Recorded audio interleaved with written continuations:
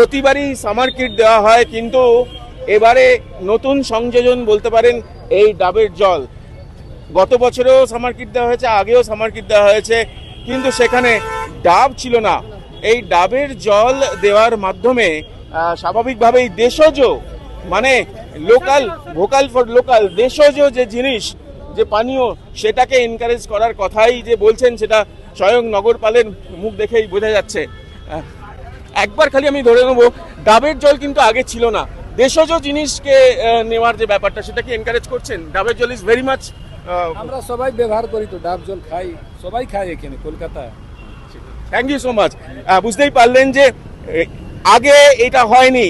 ডাবের জলকে যে মানুষের কাজে লাগানো যায় এবং ডাবের জল যে আমাদের দেশজ জিনিস, সেটাকে নিয়ে সেটাকে ব্যবহার করা, গরমে সেটাকে খাওয়া, এই যে দেশজ জিনিসের প্রতি ভরসা রাখা, সেটা মাননীয় নগরপাল বুঝিয়ে দিলেন।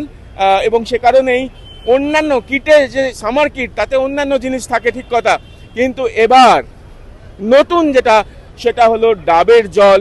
সেই ডাবের জল স্বয়ং নগরপাল তিনি তার বাহিনীর যে কর্মীরা রয়েছেন, তার বাহিনীর সবার হাতে তুলে দিয়ে এটাই বললেন যে ডাবের জল খান, দেশের জিনিস খান, প্রকৃতির জিনিস খান। রিক্তামের সঙ্গে প্রীতম দে, এই সময় লাইভ।